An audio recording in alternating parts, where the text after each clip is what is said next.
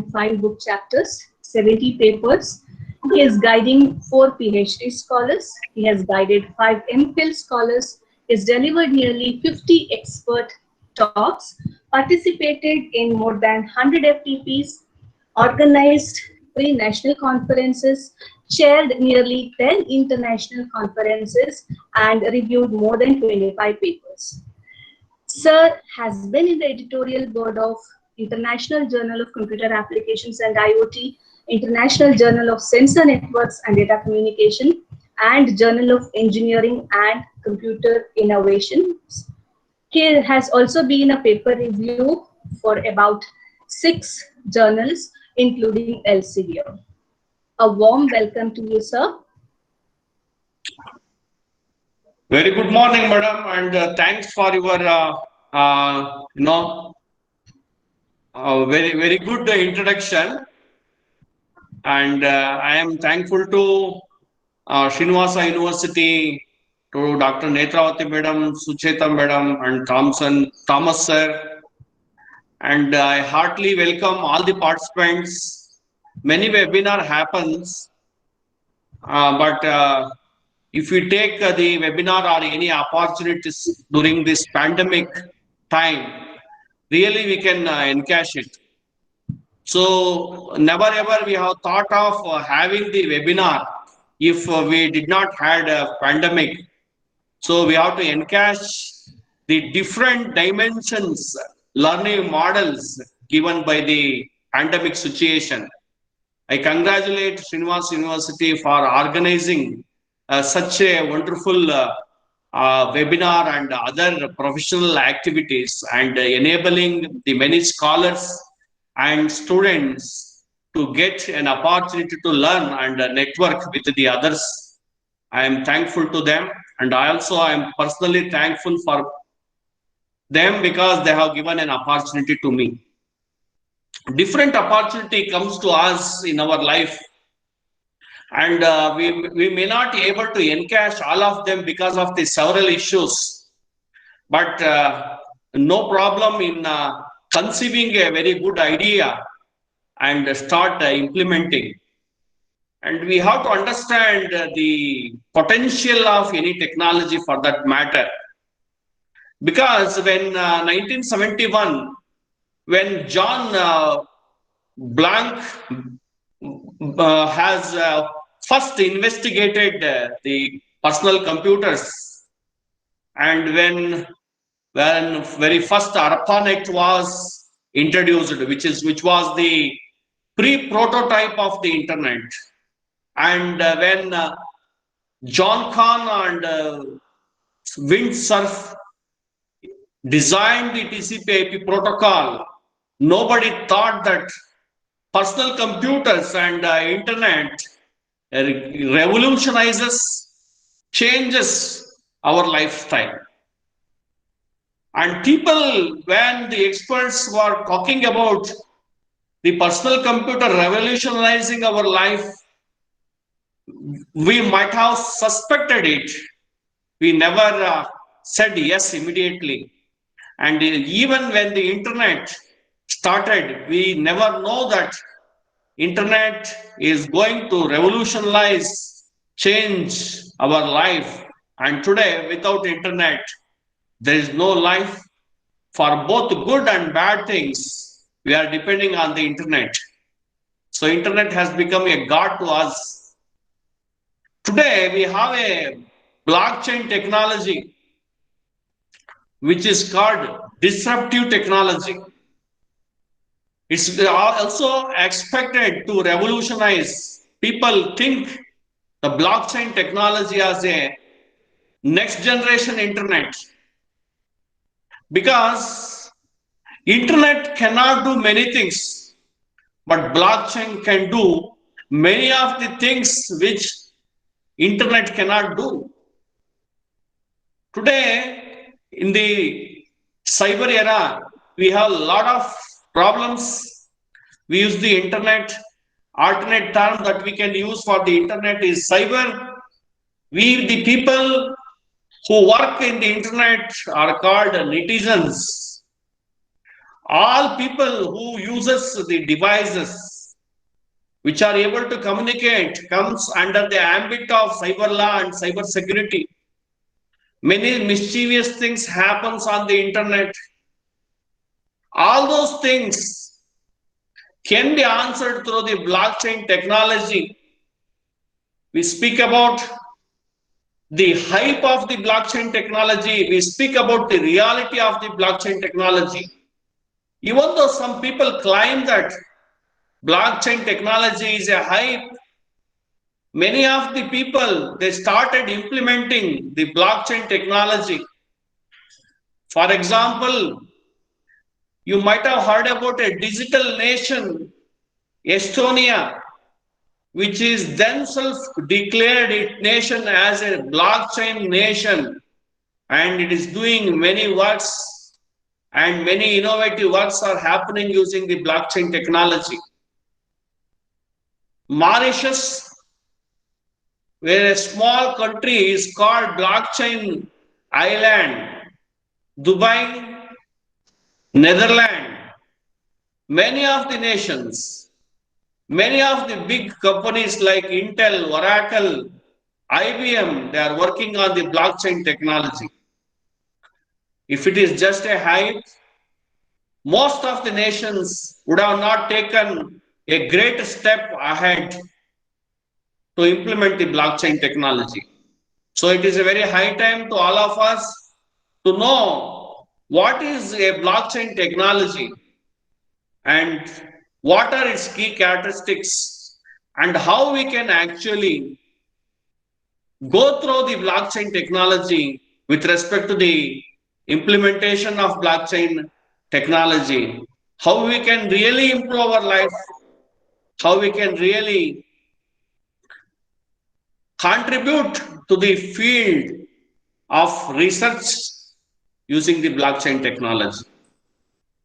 So I think my screen is visible, so you can please confirm.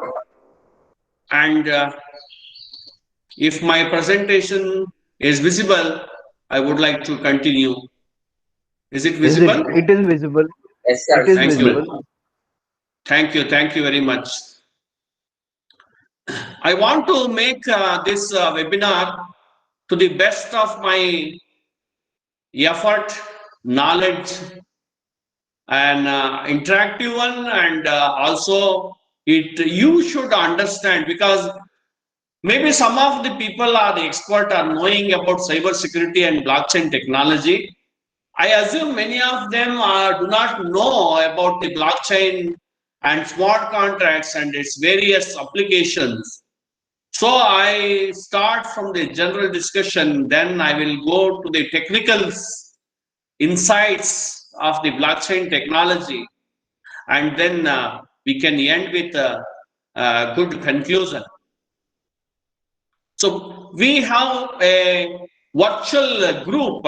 You can also have in your Srinivasa University different verticals identified for the faculty and students. For example, I formed a group called Wireless Networks Blockchain Research Group. I conduct virtually some meetings, virtual webinars, virtual laboratories. I invite the people who are in the advisory board, who are known to me in the industry, and we will be keep discussing. This helps us to go beyond the webinar sessions, share our ideas, and work in the interested area. And today, we are not doing our research only sake of getting the PhD degree. We need to contribute at the national level. So with some Desha Prema, we have to do the research and we have to work as a professionals. So you can also have your verticals identified and do many activities which really boost the network. Yes, let us go to the presentation. I will just brief the presentation flow. Let us try to understand what is a blockchain, its history and evaluation, types of blockchain, prerequisites of blockchain, what is the need for shifting from traditional computing to the blockchain computing, why blockchain is essential, different benefits of blockchain, key industry problem blockchain solves, status of blockchain in India, and cryptocurrencies, wallets, crypto exchanges, and then conclusion with respect to the blockchain technology. Now it's very high time to know what is a blockchain. Why blockchain is going to be the alternative for the internet, or internet itself has to change a lot by adopting different flavors, different concepts, different keywords of the blockchain technology. Very first, friends, we have to understand blockchain is not a very new technology. Blockchain is a best combination of existing technology.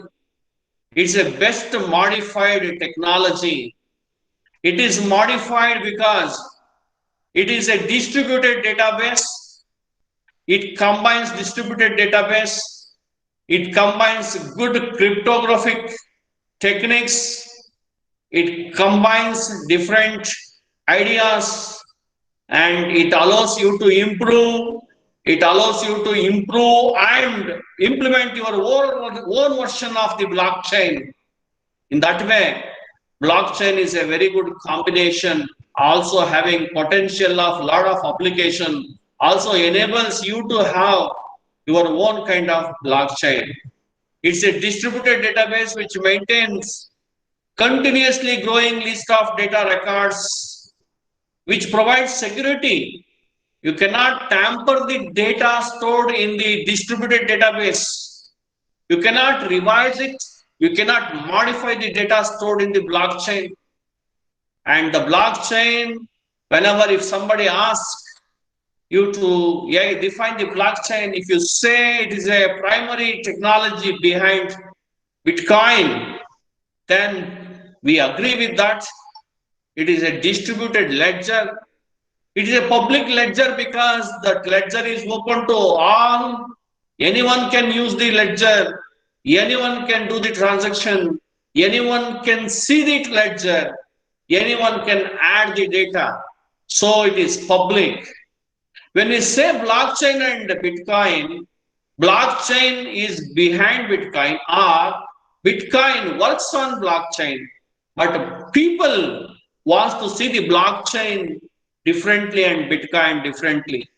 That's why our previous finance minister Arun Jaitley, he said blockchain is good, but not Bitcoin or cryptocurrency. So cryptocurrency tendering is banned. Blockchain was also banned for some years back, but in 2018, blockchain has become legal in India. By allowing digital information to be distributed but not copied, blockchain technology created the backbone of a new type of internet. Today in internet, we do not believe the internet because if you see the message, we suspect the message.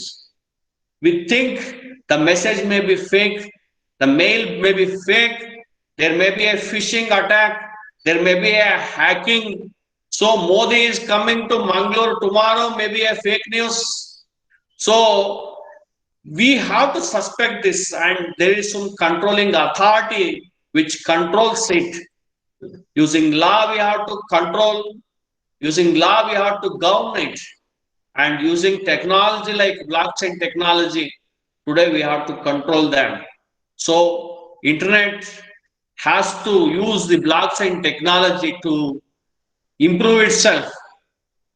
Blockchain technology was originally devised for digital currency, Bitcoin. We have many terms today as alternative for the Bitcoin.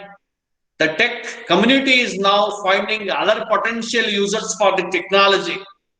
It provides a way to create online markets, programmable transaction known as smart contracts. So, to summarize, blockchain technology is a distributed ledger technology. Blockchain technology version 2 has smart contracts. Blockchain technology works on consciousness framework. Single source of truth. Everybody can see the truth. Everybody can see the data. Blockchain technology is secure.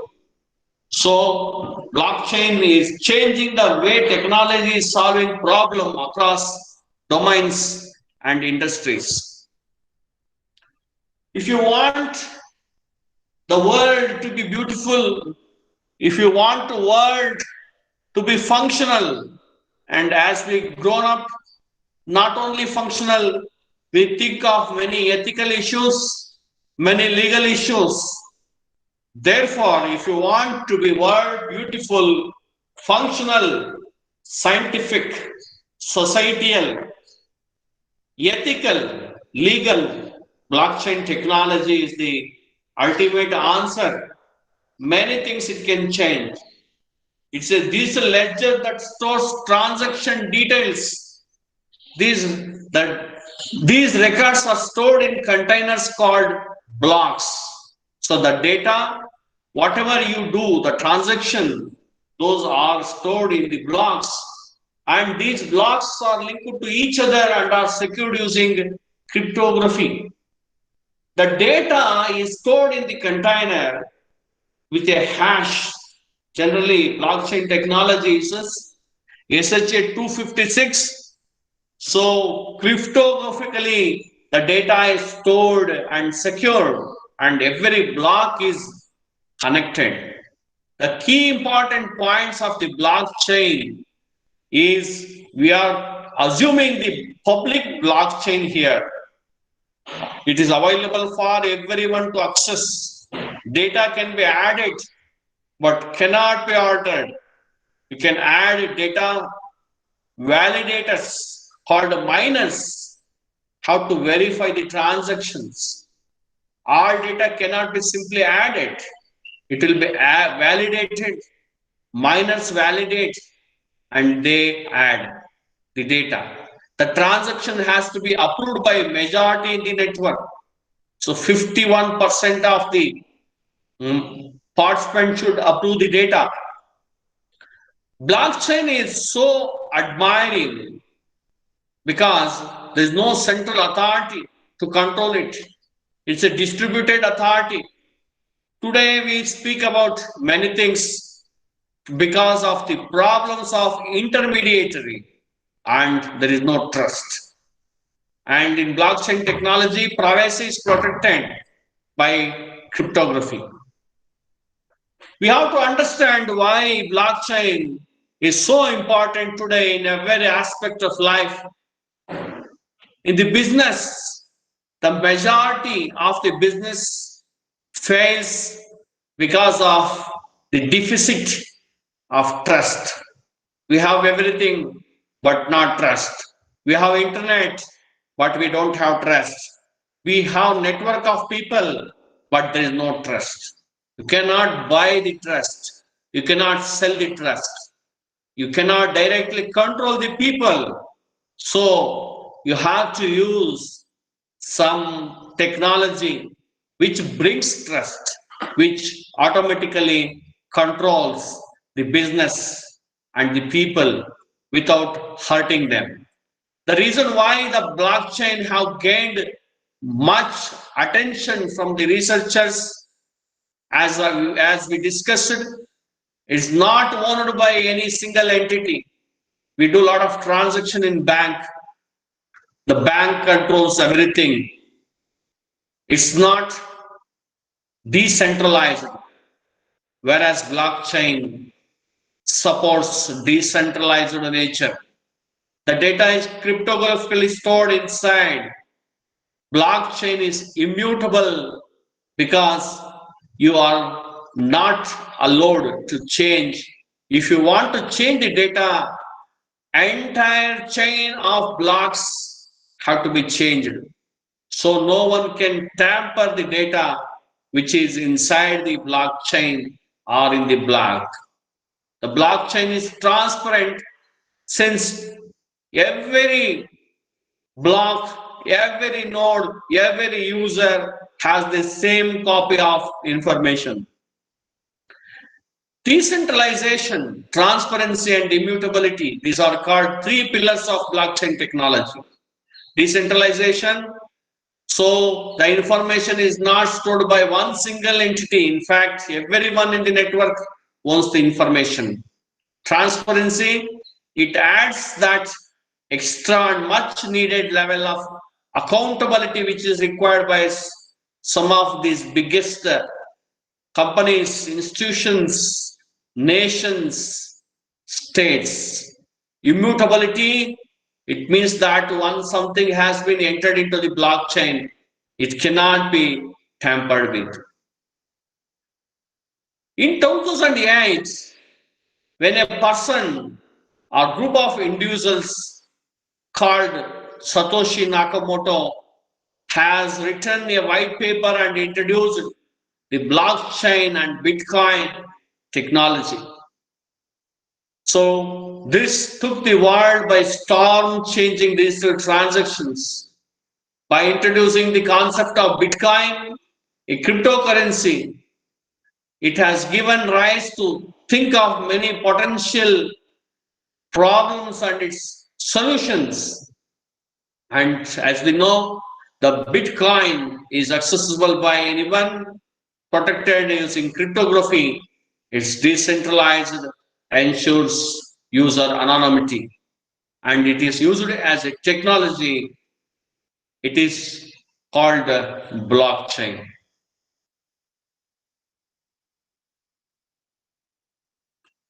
Let's see what are the types of blockchain.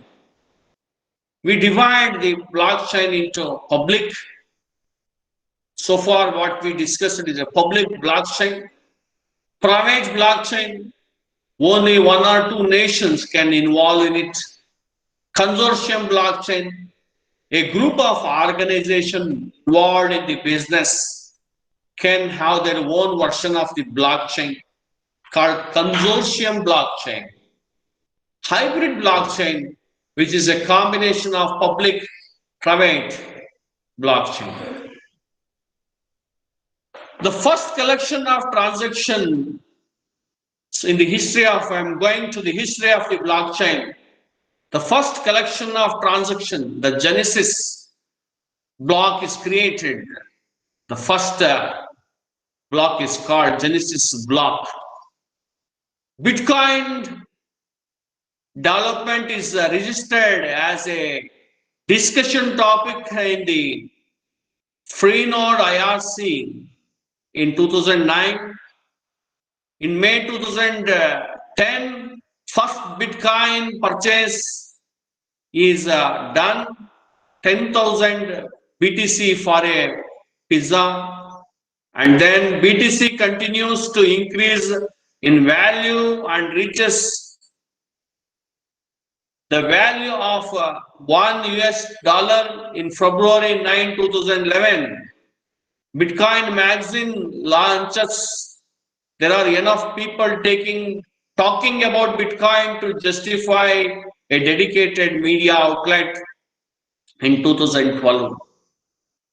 In 2008, Satoshi Nakamoto wrote and published a white paper that introduces the world by Bitcoin.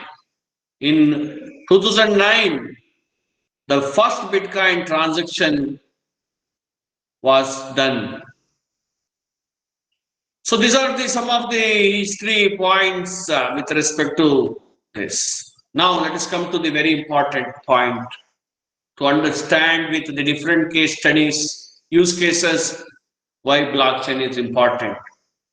Let us take the case of the bank, where everybody is familiar with the bank and banking transactions. You might have heard about the young assistant professor of the Princeton University, Arvind Narayanan. You can see in the YouTube and you can see his papers, who worked with the different case studies with respect to the blockchain, cryptocurrency, anonymization, all these things. For the young scientists, research scholars, Arvind Narayanan becomes the source of inspiration. I request those who are interested to note down his name and see the video of this great person who worked a lot. He also spoken about the banking sector. That's why I have expressed my gratitude to him by writing his name in the bracket. Let's talk about the banking, which is controlled by the regulatory agencies such as RBI in case of India. Customer, bank employee, bank, many things we have. Suppose a customer wants to make a transaction to a person in US, then it's not so easy. Bank has to make multiple transaction entries in the ledger. So we know that a transferring of a fund is making entry in the book ledger, and actual physical money will not be transferred. So changes happens in the ledger of sender and receiver through multiple entities, and all those multiple entities are bank, and today gateways are involved. There is no peer-to-peer transaction here. Bank charges, suppose if you want to transfer $100, actually $92 might have been transferred to the other end, and $8 will be the charges. So there is an intermediary. Now the question arises here, is it correct to trust the bank? Question arises. So how do you transact in the bank? We write a check or do internet transaction to pay a payee. Bank checks if you have any balance, and if balance is greater than the transaction amount, it debits your account and replaces your balance by the new balance. Credits pays account by pay balance. If not, the transaction is invalid and rejected. In every transactions, there is a chance of fraud. You can check your transaction list online, check the monthly statement. But how many people will keep checking the transaction details, monthly statement? We need to check, but we won't check. Who maintains the ledger? It's the bank which does this job. If bank allows an invalid transaction to go through, if an invalid means you did not authenticate the transaction, somebody else uses your password, somebody else makes the phishing attack, somebody else uses your debit card or credit card, all these things may happen. Then how do you question the bank? How do you check? You have to find a check was used to pay someone, but you never wrote the check. Someone forged your check and our signature. You did not sign a check for X amount, but the amount field was modified. How do you prove to the bank that an extra zero was not there in your signing time? You have written a check for 10,000, but one zero is added and the bank has paid 1 lakh. The monthly statement says that you did a transaction, but you did not really did that. The amount of a transaction is different from what you had done. Someone got your password, possibly redirected OTP. You might have heard about the Joker virus, which uses your redirection of OTP. Bank employees themselves might have done something. So we have a lot of things you cannot argue because there's no non-repudiation in place, right? There's no mechanism to curb the non-repudiation. How do you argue that the amount was modified? Integrity is the question. Finally, do you really tally your transaction when you receive your monthly statement?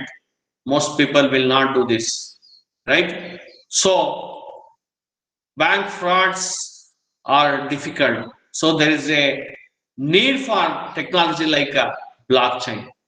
Supply chain and provenance is another area where the blockchain is used. I've taken a simple case study of ice cream supply.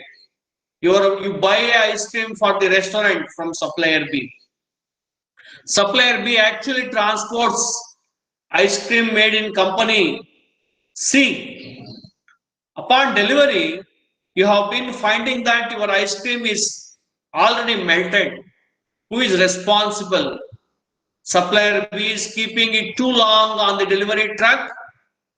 Supplier B's storage facility has a temperature problem.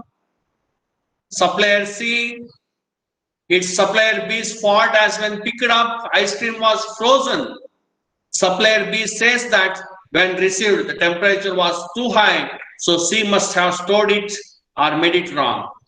How do you find the truth during the supply chain? Whose fault is that? And whom do you want to punish and on what basis? So finding the truth is very, very important. Put temperature sensors in B's truck and measure how he has actually stored. C's factory and storage and sensor data is digitally signed by the entity where sensor is placed and it put in a log. You check the log, but B and C both have hacked the log and deleted some entries. So unknowingly, they can make the changes in the entries. Blockchain is the answer because it cannot allow you to make the changes in the log entry. It implements immutable ledger, public ledger, secured cryptographically, and hence you can identify the real culprit. And also in IoT and sensor technology, you have different attacks which enables you to somebody to play, for example, replay attack. So this is the area where you can think of the blockchain technology.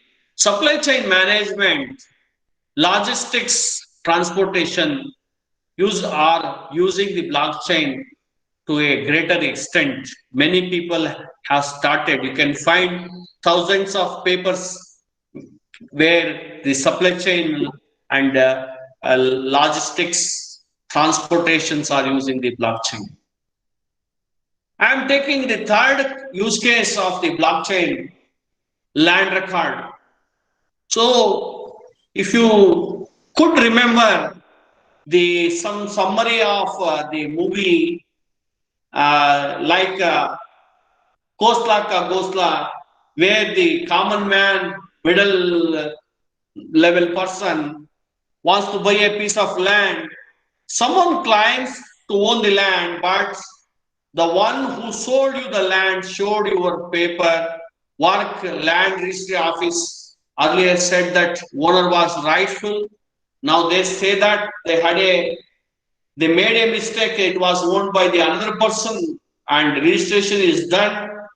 You know, the sub registrar registers anything that you give, and it may be a agricultural land, it may be a yellow belt land for the residential purpose. People registers without verifying.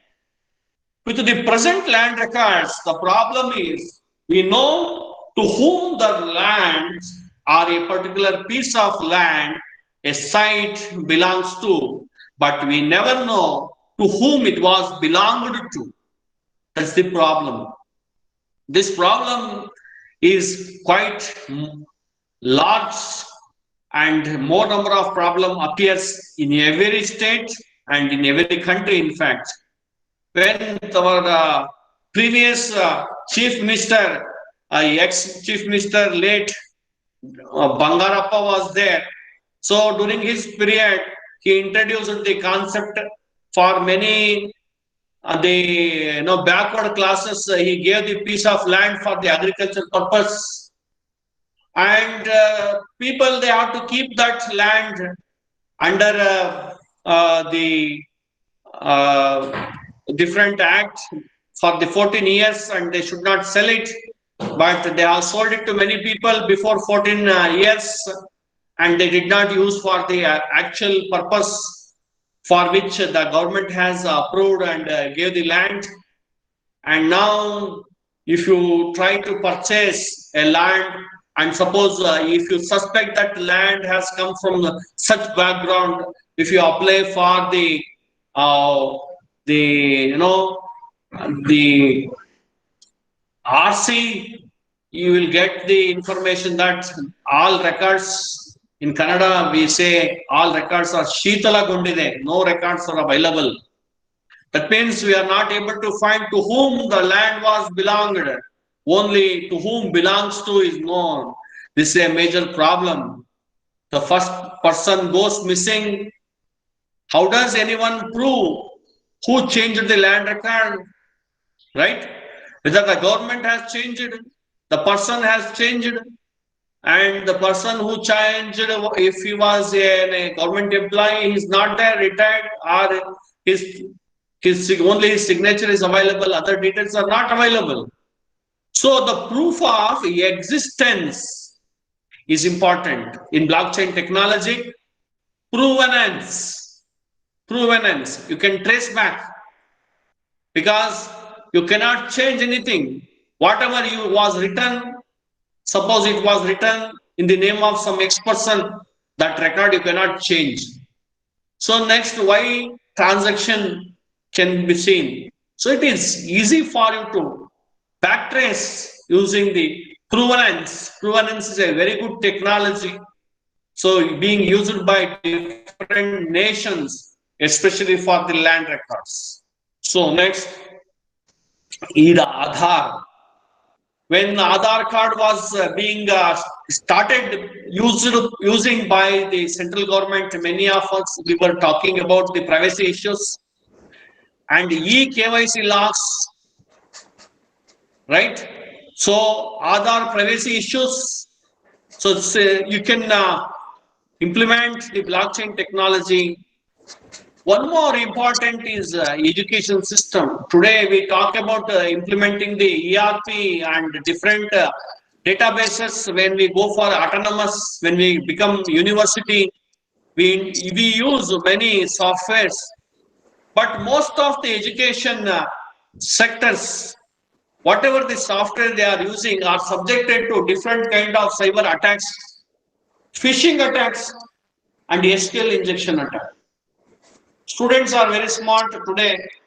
Because of the pandemic, most of the students are not interested in the examination. You are doing online classes, conduct the online exam. That is their request. But most of the time, it may not be good to have the online examination because of our lack of preparedness. That's one.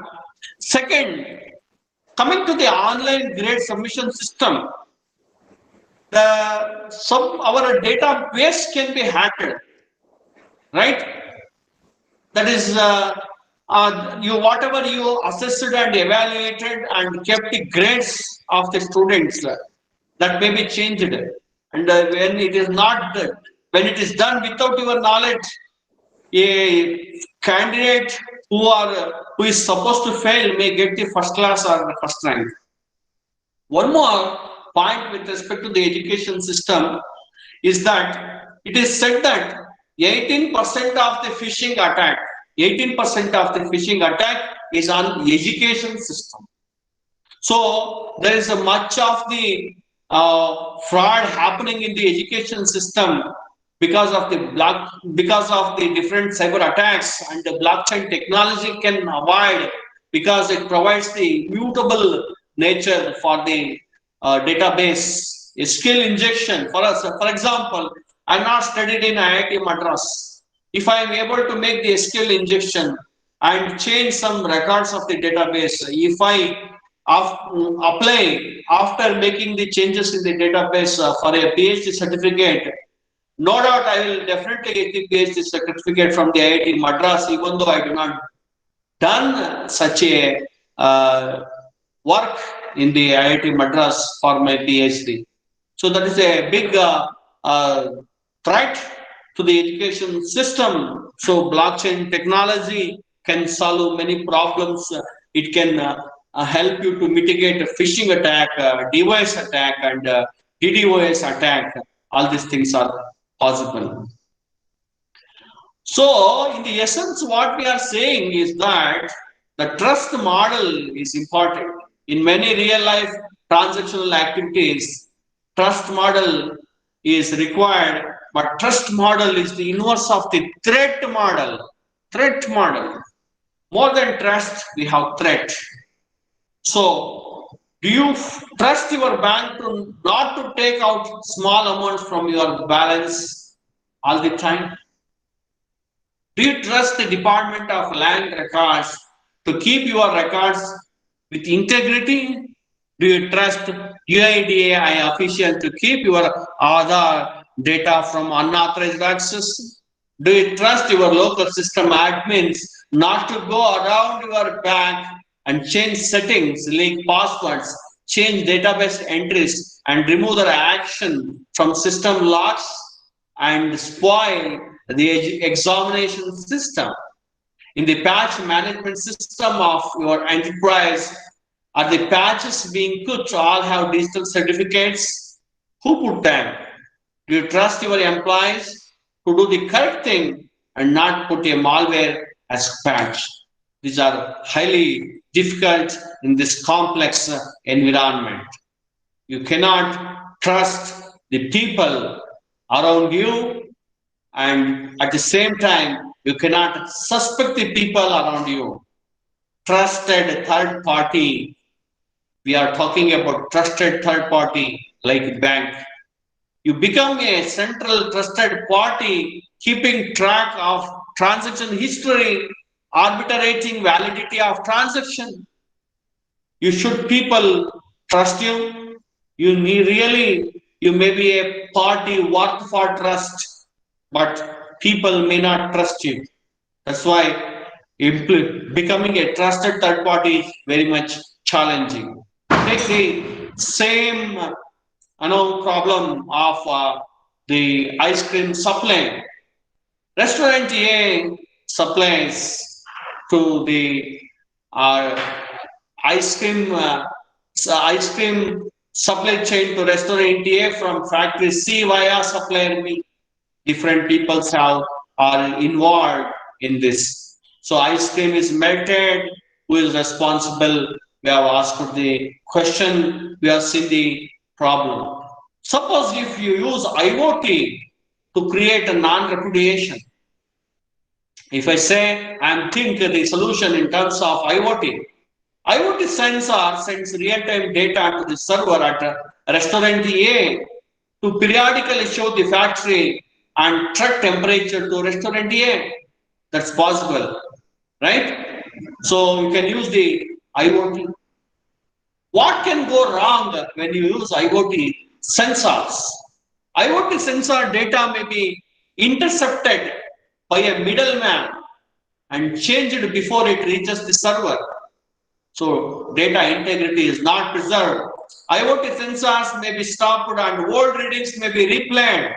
If replay attack, what the server gets purportedly from factory C may be manufactured by supplier B.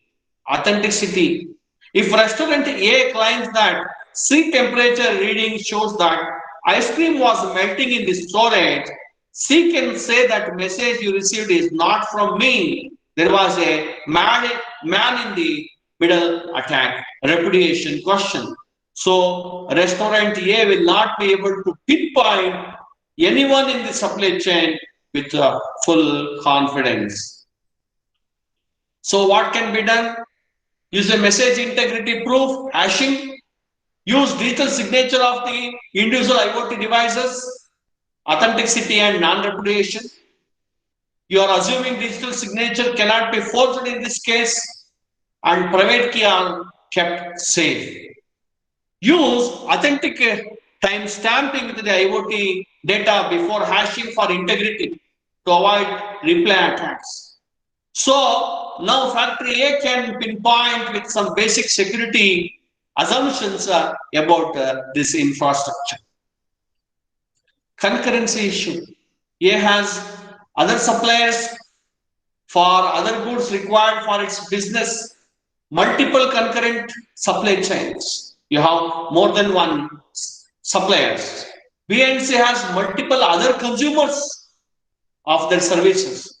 So if there are N suppliers who are also consumers of some of these entities, we have N squares messaging problem. The officers that every one can look up their data from my server, so you can get linear number of messaging. But do you trust A as purveyors of your data is the question. The solution is have a trusted authority or a cloud provider to become public subscribe service provider. So we are coming to take the help of the cloud. So with the public subscribe service provider model, every supplier sends their IoT data with message integrity, authentication code, etc. to the cloud server. Every consumer subscribes to the events that are interested in on the cloud. Every supplier becomes authenticated data generator on the cloud. What if the cloud provider cannot be trusted? Right? So you have the problem. You might have seen the many papers with respect to the cloud computing, maintaining legal compliance, right? And privacy on the cloud is important. So being the cyber law is jurisdictional, every cloud computing mechanism should think of the what is the cyber law of US, cyber law of India, what is the IT Act of India says, and how do you maintain the privacy, whether you are using the Data Privacy Act, all these things has to be compliant even in the cloud. So to be compliant, by overcoming the drawbacks of the IoT and cloud, you have to use the blockchain technology. Therefore, you have to create a framework on which data is crowdsourced, validated by the crowd for the crowd. So you get a blockchain to do this. But the question is, concurrent message come in to this framework. How do you order them? So we use distributed consciousness. So any transactions that you are doing before to be stored has to be validated and stored. So that's why you'll be having consciousness algorithm, consciousness problem, which actually validates the messages coming in concurrently and it will order them. But if some of the crowds are malicious and tries to allow data that are wrong or ordered wrong, right?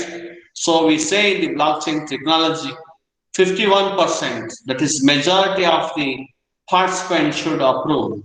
Suppose less than 50% of the malicious people, crowd is trying to control and abort or avoid the transactions, then blockchain technology may be itself in problem.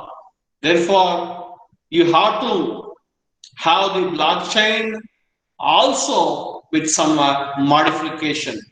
So we can say blockchain is about distributed record keeping, right?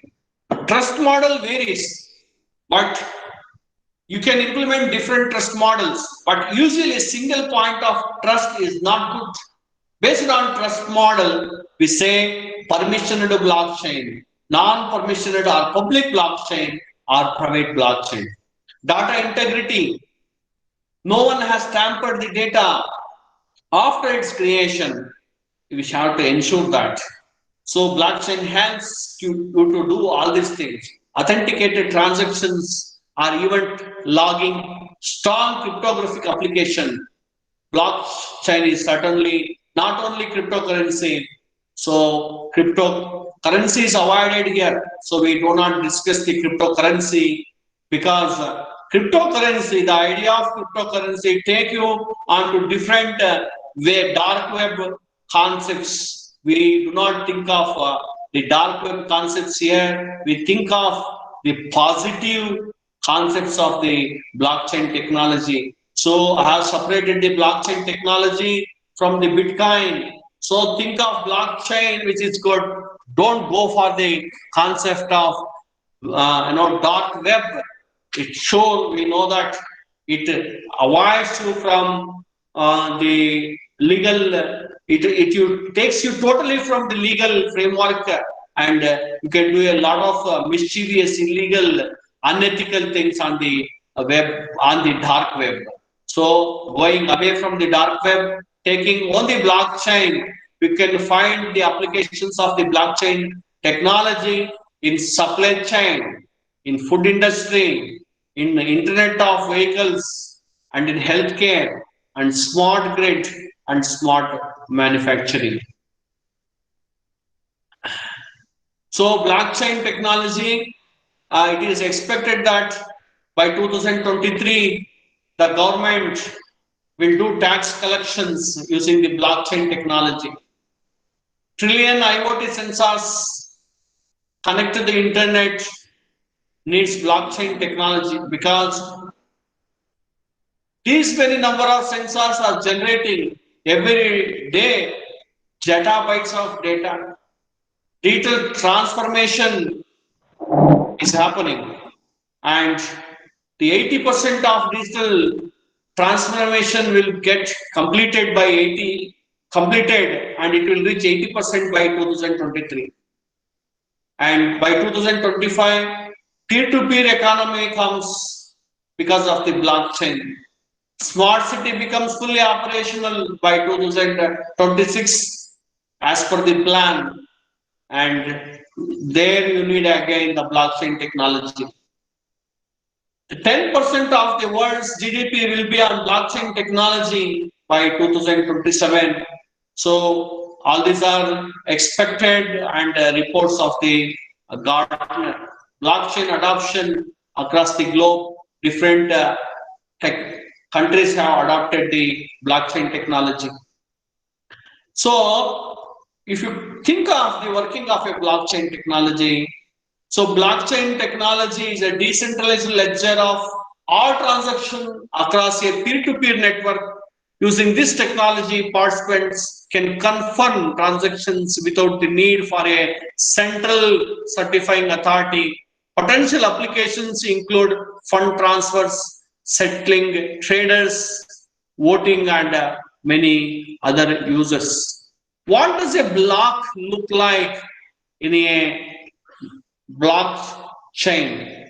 Block and chain. Chain of blocks. This is how you can understand. Every block will be having a transaction list, and we use the data structure called Merkle tree. Merkle tree hash we will use timestamp, previous blocks, nonce, and version information. These are the contents of every block in the blockchain technology. Creation of blocks is how blocks are created. So block one header is pointing to the hash of the previous block header, and block 2 header is pointing to the block of hash of the previous block header, that is block 3. It's how they are connected. How many transactions in a block? Block size is fixed. transaction fitting into that block size are accommodated in a block. Otherwise, the next block has to be created. So these are some of the points with respect to the blockchain. Hashing. You know that SHA 2.256 hashing is a strong hashing algorithm. If you want to make changes in the data stored in the blockchain, that's not possible, because you might have seen, you can go to the Google and you can use the SHA 256, type your name. If you just add a comma in your name, or some white space in your name, or a special character in your name, the hashed value changes enormously, right? So a small change results in a large change in the hash. Therefore, it's highly difficult to change the data stored in the blockchain, since it is cryptographically secure. And consciousness, this very important idea that we need to understand, because consciousness is one of the key idea in the blockchain technology.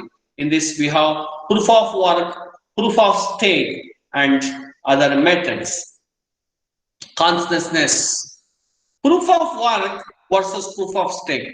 Proof of work is a requirement to define an expensive computer calculations, also called mining. Proof of stake, the creator of a new block is chosen in a deterministic way depending on its wealth, also defined as stake.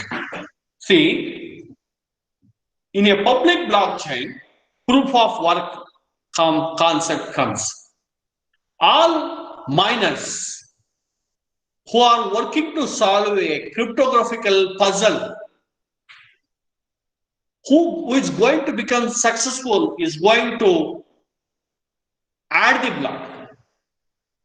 So, proof of work is solving a cryptographical puzzles.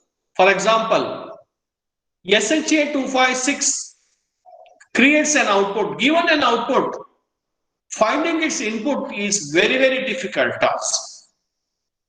Given an output, finding the input. So you will input your name and say you will get a hash for your name. And for the given hash, finding the input is almost highly impossible, or it requires a lot of computational power, electricity.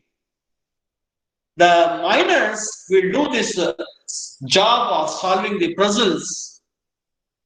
Because they solve the puzzle, validate the block, and add the block, they are given incentives.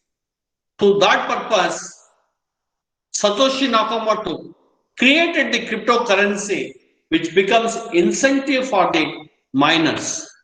Anyone who is able to solve the puzzle and break that cryptographical concept of the hash is given incentive.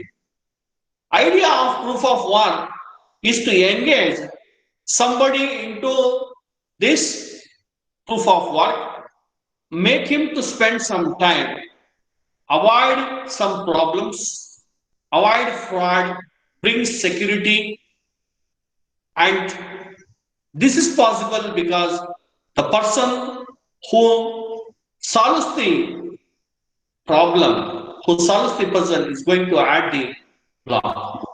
In case of proof of stake, the creator of a new block is chosen in a deterministic way, that is, having more wealth or stake.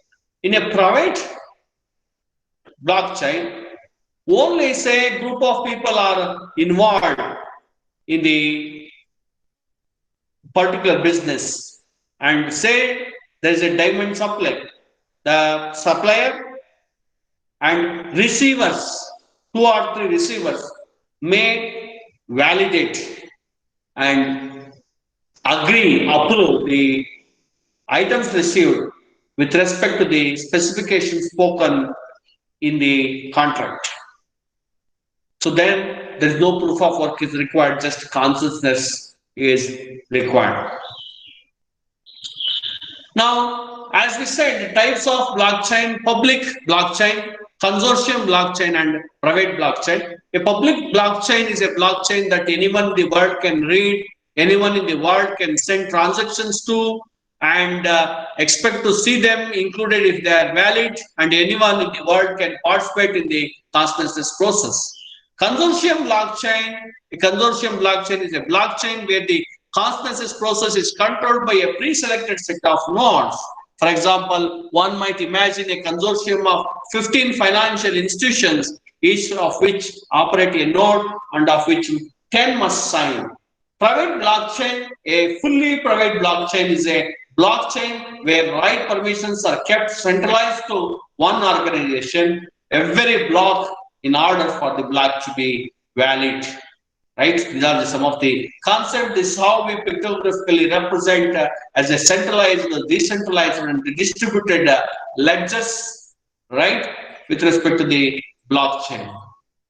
Blockchain is the ideal technology if organization has some prerequisites, that is multiple parties share data, multiple parties updated data, and requirement for verification, transaction, interact, and interaction are time and sensitive, intermediary, add complexity. In such situation, blockchain technology is more adaptable. Features of the blockchain, and this is the private blockchain. So in private blockchain, you are having a buyer and a seller blockchain transaction. Crypto hashing happens, but it is limited to a consortium. That's very important. As we have seen, 2015 exploration and investment, in 2016-17 early adoption of the blockchain technology, 18 and 24 is marked for the growth and for the blockchain technology, and 2025 is for the maturity of the blockchain technology. Blockchain reduces the cost, increases the speed, increases or enhances the security, and reduces the fraud, and reduces the risk. Then we are benefits of the blockchain. To summarize: transparency, decentralized, no intermediary, quick transaction, power to users, reliable database. In this, I take on the transparency and trust, and no intermediary, and decentralized, which are not the characteristics of the internet. So that which are the characteristics of the blockchain, for example. Key industry problems the blockchain technology solves: transparency. Digital assets can leverage blockchain technology for real-time reconciliation to bring transparency, which is a big concern of customers today. Fragmented data, decentralized storage using computer network for data, shared data across the network and nodes, decentralized source of Internet of Things, timely access to data, distributed secure access to data across the distributed ledger, system interoperability, data security, generated data, access and data inconsistency, because smart contracts create a consistent and rule-based method for accessing, analyzing data that can be permission to selected people or organization. So I have more number of slides to discuss. Just I want to take the permission to continue. Can I continue for some more time? Yes, sir. Yes, yes, sir. Okay, madam. Thank you. Okay, blockchain in Indian corporate and in Indian states, Bajaj company, Yes Bank company, Bajaj Alliance for insurance, Karnataka government for the insurance purpose, LTI for healthcare purpose, Axis Bank for cross-border transactions, ICICI Bank for remittance and trade finance, SBI Bank, ICICI Bank for KYC. You can see majority of the industry is banking industry. Banking industry are the first persons who are going to think of blockchain technology. They know the trust is to be improved in the blockchain in banking sector using blockchain technology. So majority of the industry is banking sector which is implementing the blockchain technology. Bank blockchain technology comes everywhere in every aspect of our life. Okay, I will not be going for the Bitcoin, so I will skip some of the things with respect to the Bitcoin.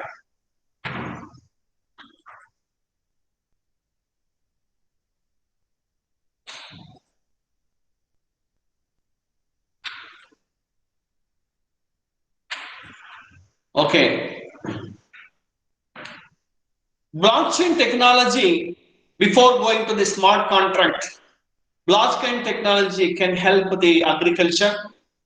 I want to highlight this because 12 crores farmers are involved in the agriculture. Even though 12 crores farmers are involved in the agriculture and 16% of the GDP is due to the agriculture, still what matters is number 23. The number 23 is because it is bothering us because it is found that due to analysis survey 23 number of people die every day because of some problem, and these 23 people are farmers. There may be many reasons. We are not going to understand those reasons, actual reasons. There may be something wrong also in that, but there are some issues that country has to address with respect to the farmers, like they may not be having proper farmers equipments to yield the to get the crop. They may not be, kind of thing like collecting the equipments and making the equipments distributed. What I am talking is, for example, I will take the example of Uber to explain this. You know, Uber is making a lot of money with the by providing the vehicle, but unfortunately Uber has become centralized intermediary and thereby eliminated the benefits that the participant speeds has to get. With the blockchain technology, the Uber as a centralized authority is eliminated, like how Mahindra company is thinking about the agriculture. They want to create using blockchain technology the equipments required. For example, tractor to do flowing in the land. So then a group of 10 people can own a vehicle and they can use at exclusive time, and they nobody owns the tractor but all they show shares, and even the lands which are piece of lands less than half acre or less than 1 acre, to implement certain things to get the crop.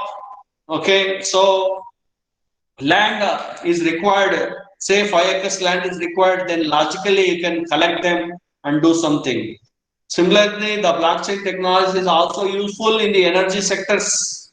So where the energy in the metropolitan cities or in any medium kind of city, energy is not a problem.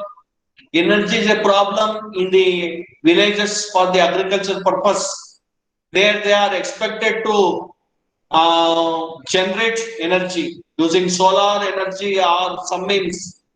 But some people may generate more energy, some people may not be able to generate the energy. In that case, using the blockchain technology by having the cryptocurrency, the person who is having more energy can sell it to the person who is having less energy. This is also required in other sectors where they can share. So Canada is a country where they are using the blockchain technology for energy grid management, So you can dwell into this aspect in depth to see how blockchain technology can enable the agriculture and the energy grids and energy management in more transparent and cost effective way, and solves the many of the energy problems of the industry as well as farmers particular problems. So in that direction also blockchain technology is useful. The next point that we have to discuss as per our discussion is smart contracts. So, particularly interesting for business applications, execute contracts among a closed set of participants. So, say a supplier, vegetable supplier, distributed vendor, and the market is there, auditor is there. These are these different entities. You can extend the script to ensure smart contract execution. Execute a transaction only when certain condition is satisfied. So instead of going for the follow-up of a person using the person or involving some intermediary like a lawyer, why not you make a coded law? So law is in the form of a code which triggers, which takes care. So you are having the smart contracts. Smart contracts are self-executing contracts with the terms of the agreement between buyer and seller being directly written into lines of code.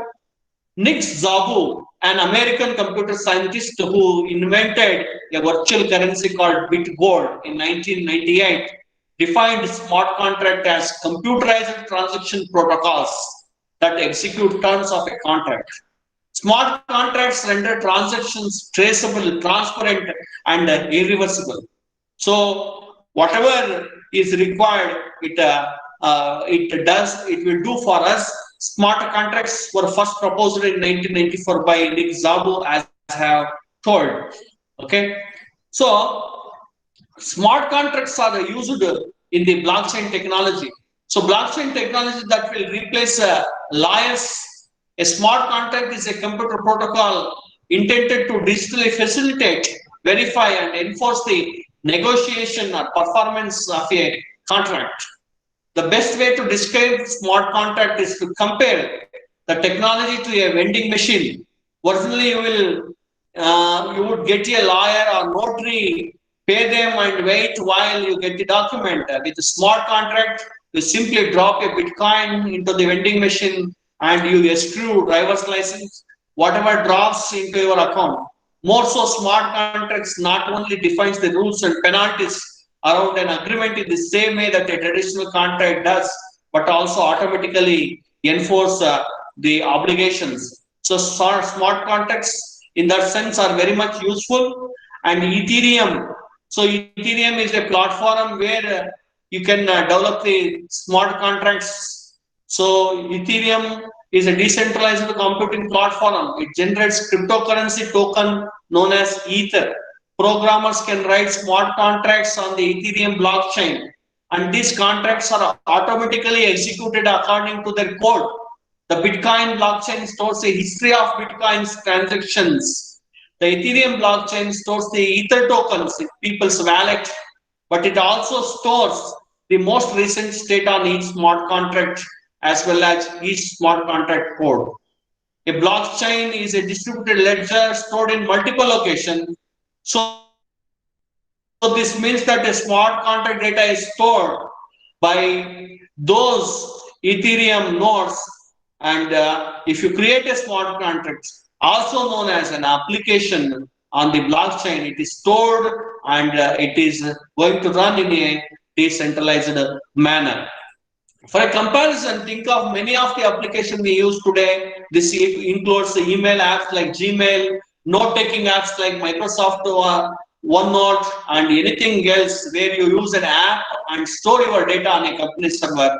If the company server storing your data bans your account, shut down the app, or goes out of the business, you would lose all data you had in that app unless you had an offline backup. So in the blockchain, all the smart contract details and data is stored very securely using Ethereum. You can develop the smart contracts. smart contracts are applications that run on Ethereum virtual machine. This is a decentralized world computer where computing power is provided by all those Ethereum nodes. Any nodes providing the computing power are paid for that resource in Ether tokens. They are named smart contract because you can write contracts that are automatically executed when the requirements are met. So now the question comes whether the smart contract has to be executed on all nodes. I want to tell you that when you think of nodes in a blockchain, there are millions of nodes which are interconnected in a distributed manner and provides integrity and consciousness has to be executed. Now the question comes whether all those millions of nodes has to participate in the consciousness and approve the smart contract output. Generally, execute smart contract at all nodes in a basic sense and propagate the state to others, try to reach consciousness. Consciousness propagate this same state to all nodes, verify that the state match. So, okay, this is what you have to done. I want to tell you that it is not really required to execute the smart contract on all nodes. Execute the smart contract on the selected nodes. Once it is approved, the state of the transaction has to be propagated and updated in all the nodes. That's what you have to understand with the smart contracts and consensus algorithm. Consensus algorithm gains much importance as per the trust model implemented, and you can see many things with respect to the trust model and the consensus. You can represent the state machine replication that happens during the smart contracts using the subject like FAFL kind of thing. Smart contract and the state machine and the crowdfunding technology applications you can explore. So just I will skip these points. I'll not go in depth with respect to the state machine and its application. Coming back to the permission to blockchain. So we know that public blockchain is not cup of the many business applications, and the permission to private blockchains are also important, and it can customize it to your need. There's a natural reason to use state machine replication based consensus over permissioned blockchains, because in a permissioned blockchain the network is closed, the nodes know each other, so state replication is possible among the known nodes. Avoid overhead of mining in the permissioned or private blockchain, because the persons are known here, so it saves a lot of power, time and Bitcoin. Blockchain mining consumes lots of computational power, maybe power equal to run the entire USA. That much of power is required for the solving the puzzle or for computational power for the mining. So to avoid that, you can use the permission to blockchain where state machine replication is done, and you need not spend anything with respect to the power, time and Bitcoin other than the message passing. However, consensus is still required. Machines can be faulty or behave maliciously. So, Byzantine fault tolerance is the algorithm which is used to come across the consensus. When there is only one decision maker, no consensus is required. When you are having multiple decision makers who has to approve the transactions, then consensus is required. This is where exactly the case of the permission network. Why we have to go for distributed consciousness is the question. Reaching agreement in the distributed computing is very, very important, and it is a research question. People who are interested in the blockchain technology can think of designing a distributed consciousness algorithm where replication of common state, so that all processes and all the nodes possesses the same view with respect to the state. with respect to the. So that's very important in the blockchain technology. So therefore, we have to go for distributed consensus algorithm. Here there is a comparison. So blockchain technology is not fully operational, fully implemented like a Visa kind of thing. Visa gives you 24,000 transactions per second. By 60-year-old company, the blockchain technology is not mature up to that extent. It has to improve a lot with respect to the throughput is concerned, but before the blockchain, we had an intermediary and we had the internet. Now the blockchain is playing a major role, and customers and business transactions are happening using the blockchain, and intermediary is removed in the blockchain. So you can look at the hype cycle of the blockchain, Gartner's hype cycle. So he says, so innovation is triggered using the blockchain technology in supply chain, in logistic, in transportation, cryptocurrency, blockchain regulation, blockchain healthcare, blockchain gaming, blockchain cloud, blockchain IoT, blockchain in retail, blockchain in media and entertainment, strategic tokenization. All these things are the applications of the blockchain technology. So this is as per the Gartner's, and you can find enormous application of the blockchain technology. So industries, the major blockchain applications are in supply chain and logistics, online voting, electricity trading, and managing intellectual properties and rights.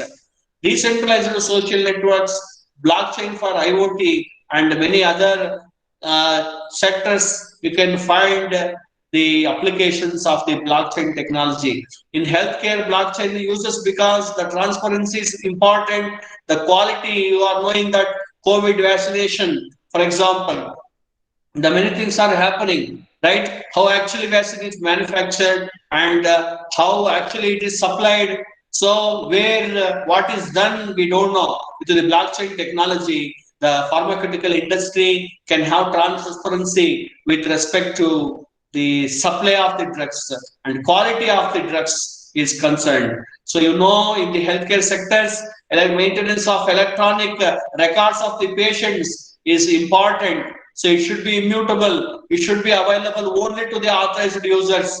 But present healthcare sector is in the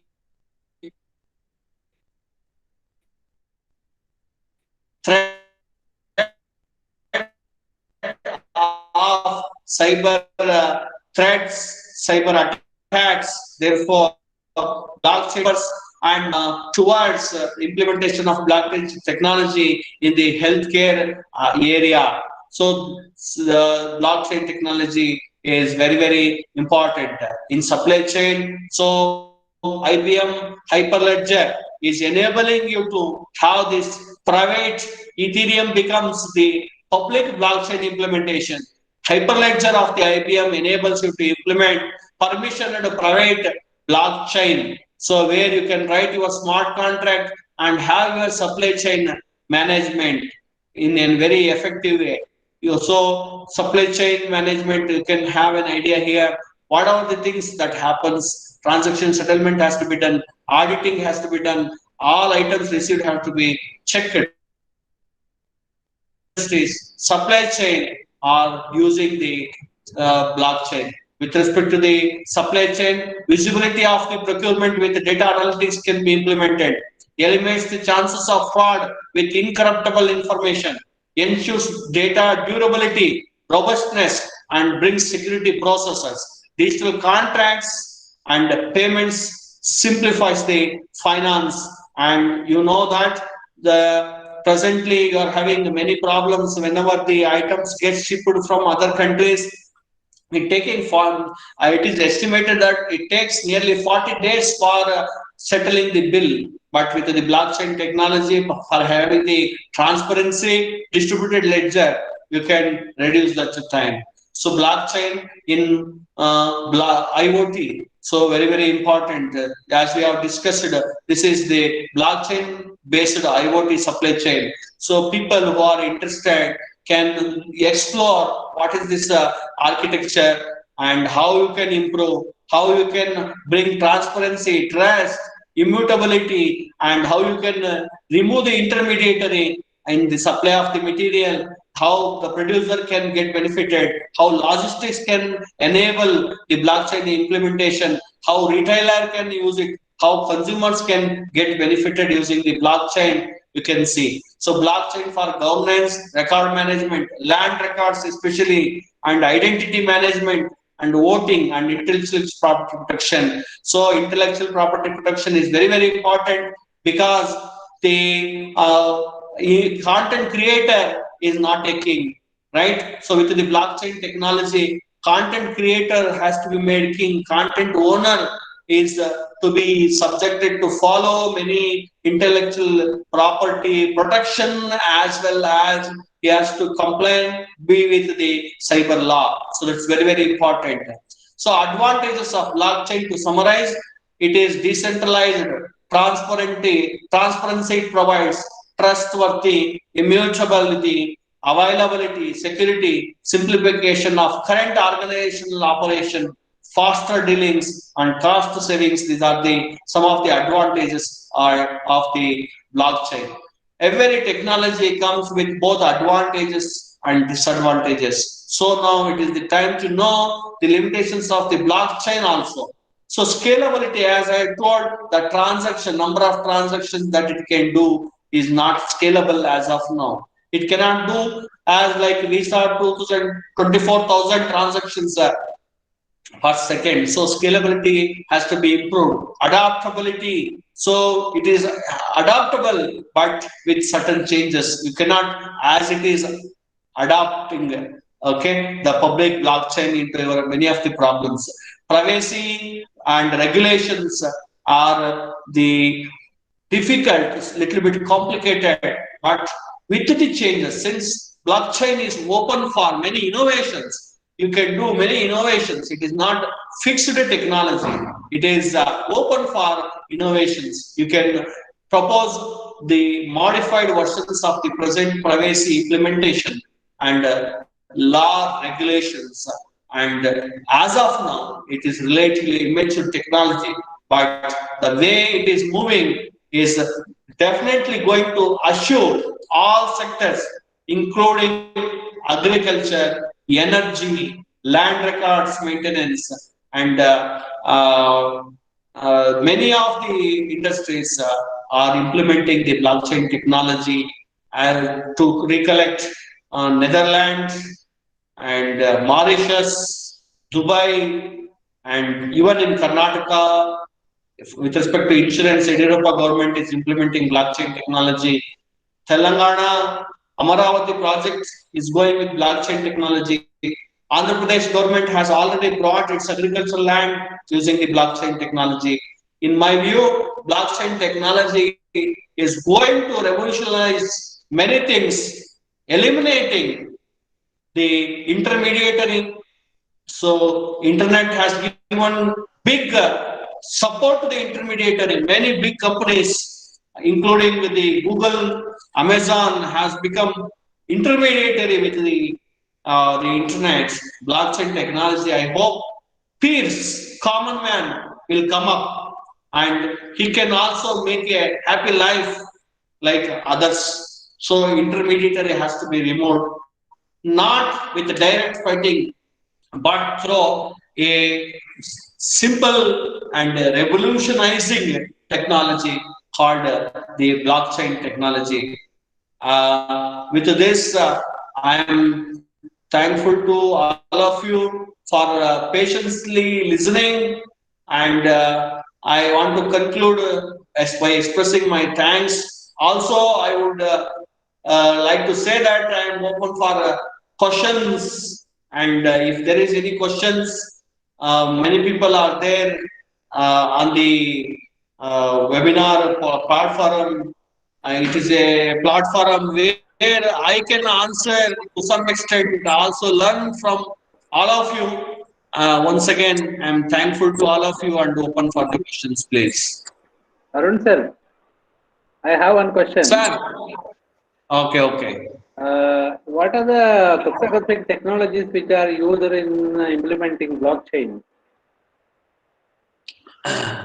So very good answer. So mainly when it comes to the blockchain implementation using cryptography technique, for the non-repudiation, we use the digital signature, and to store the data, the blockchain technology as of now it is using SHA-256 algorithm. It hashes the content that is going to store in the data, and even for the storing the keys, it uses the hash algorithm called SHA-256.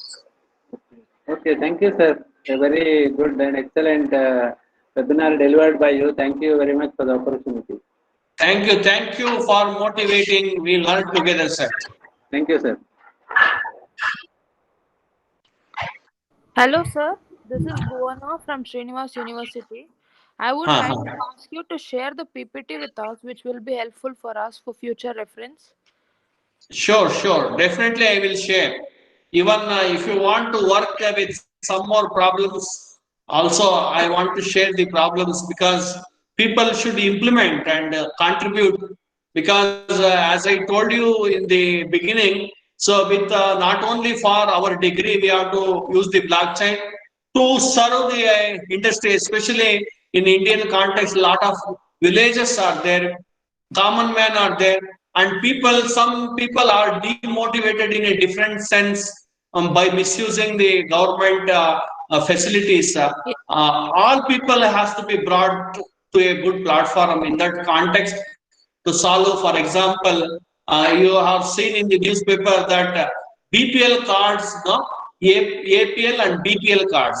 So BPL cards are being held by the many people who are very rich in Karnataka, for example. So to eliminate such problem, blockchain technology can be used. Okay, you can think such problems, and if you can contribute, see if say BJP government, Congress or JDS, any government, if they really take back all BPL card, they are afraid of vote. So whether we will win in the next election or not, they are thinking. So through technology, we can help the government to eliminate such problem and elevate the government with good governance. In that sense, definitely, I will share the PPTs as well as some of the interesting research problems which really helps all the people in the Srinivasa University to lead with their work. Thank you, sir. Thank you so much. Thank you. So there is one question on how blockchain is useful in healthcare system. In madam?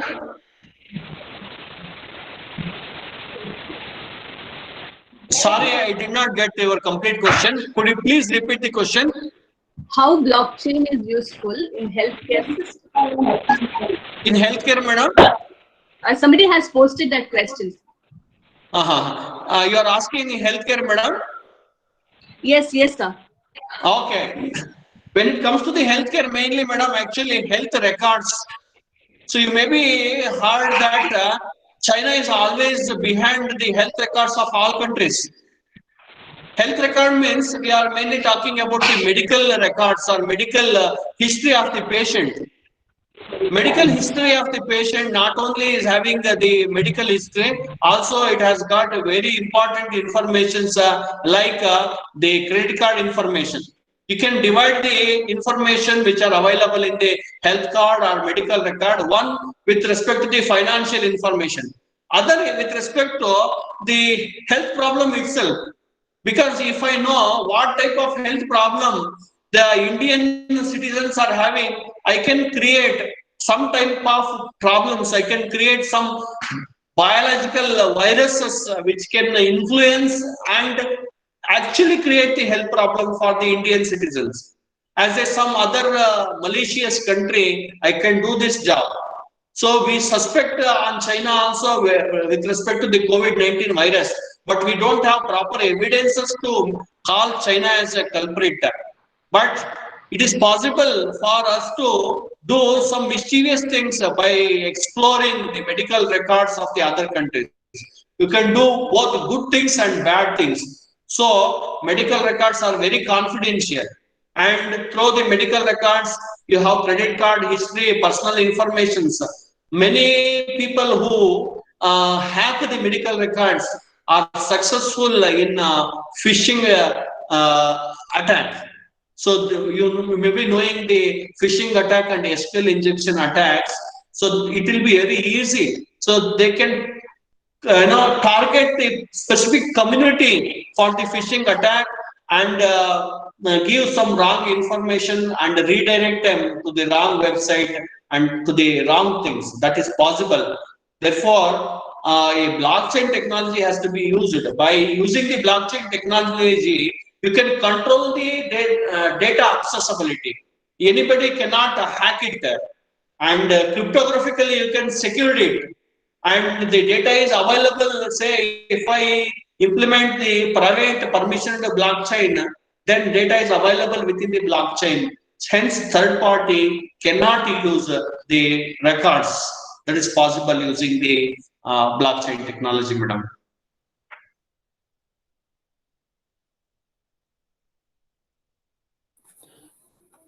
Thank you, Dr. Arun. Can I ask a question at this stage? Yeah, yes, sir. You can ask, sir. Okay, I think you made a very good point. Given the encryption and the additional security which is embedded as part of technology, so the key risk really here in that case is the network management, right?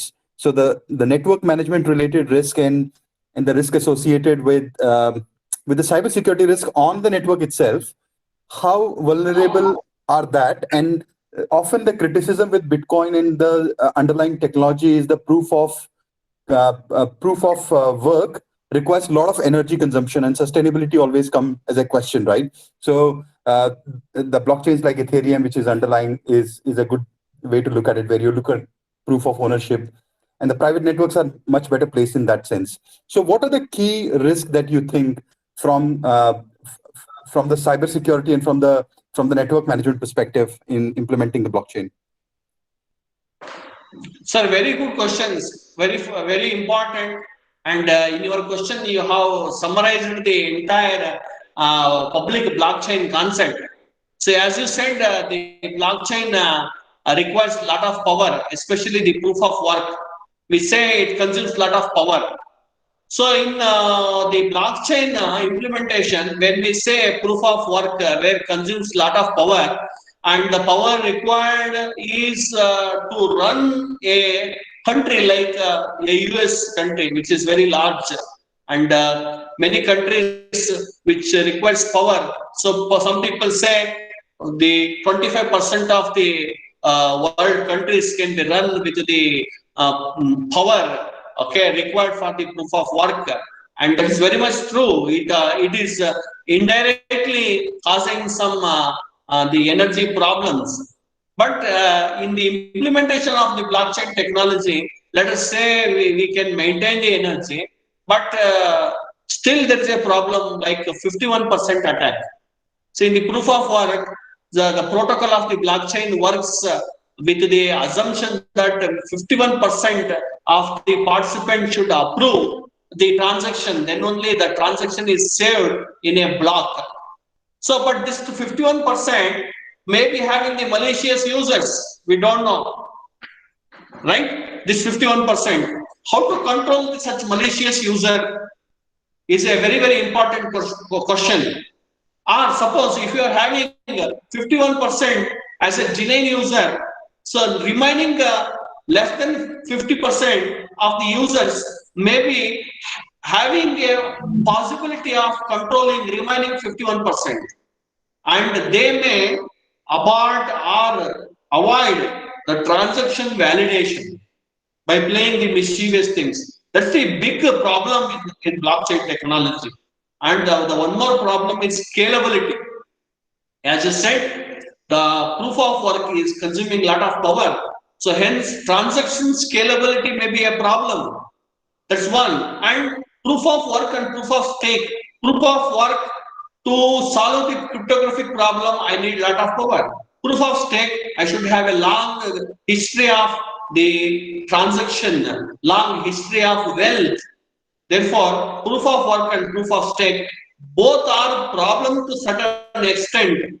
In the proof of work, the person who is having high computational power may always get a chance to add a block in the blockchain. That may be a problem. In proof of stake, the person who is having well may get always a chance. In my view, suppose if China has established a sixth public blockchain, it says I have established a sixth internet blockchain. Anybody can make use of it. It has done that offer with some intention for the people. So blockchain, free blockchains available from China may be a problem.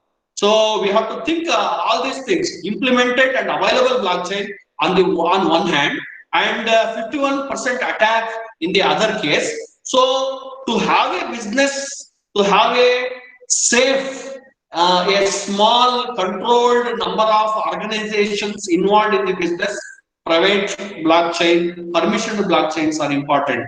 Public blockchains are difficult. I never ever say all versions of blockchains are useful, but I'll say blockchain which is customized and where you decide about the trust model, where you decide about the consciousness can be implemented very efficiently. Thereby, you can have a very good, secure, immutable, transparent, trustworthy blockchain applications for your problems. Thank you, So Doctor. I think that's did I very answer helpful. your question, sir? Thank you very much, Dr. Arun. That's really helpful. And I think you made a very important point that the public blockchains will have some inherent limitations. And then if we really look at the controlled or a private blockchain, or where the validators could be defined based on their roles and responsibilities, and who can validate is then managed through, because most of these use cases that we're discussing are regulated businesses. Like you talk about healthcare, you talk about financial industries, all these are regulated businesses, and respective regulators would have a huge interest to make sure that the people who are validating are really the key one. Thank you very much again, Dr. Arun. We'll be in touch. I'll touch base with you. Thank you. Sure, sir. Sure, sir. Very well said, sir. Thank you very much. I think we close the question and answer session with that. It's time now to thank people who have contributed towards making this webinar happen. First and foremost, our heartfelt thanks goes to Dr. P.S. Aitar, Honorable Vice Chancellor, Srinivasa University, for his continued support and guidance. Thank you, sir. I would also like to place on record our utmost gratitude to Dr. Arun Kumar,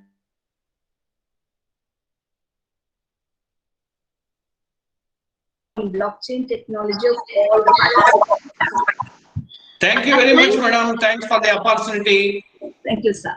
Our thanks are also due to Dr. Krishna Prasad, sir, Associate Professor and Director, College Research Council, CCIS, for his constant mentoring, support, and guidance. Thank you, sir. I shall fail in my duty of delivering vote of thanks if I don't thank Dr. P.S. Netravati, ma'am, Professor, CCIS, and convener of this webinar, for her motivation and leadership in conducting this webinar. Thank you, ma'am. I would also like to extend my gratitude to Professor Subramania Bhatt, Dean, CCIS, Srinivasa University, for always being there to help us. Thank you, sir.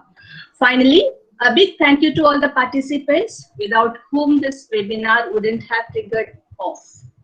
With this, we come to the end of today's webinar. Feedback link is posted in the chat box. Kindly fill in the same in order to receive the certificate within 3 days. Thank you all once again, and have a nice day. Thank you very much. Thank you. My personal thanks to the Vice Chancellor of the University, and to Dr. Netravati Madam and Sucheta Madam, Thomas. My sincere thanks to all of you. Let us think of blockchain and let us try to implement and give good solution to the society and hence the nation, and also we can upgrade ourselves. Thank you very much. Thank you, sir. Thank you so much.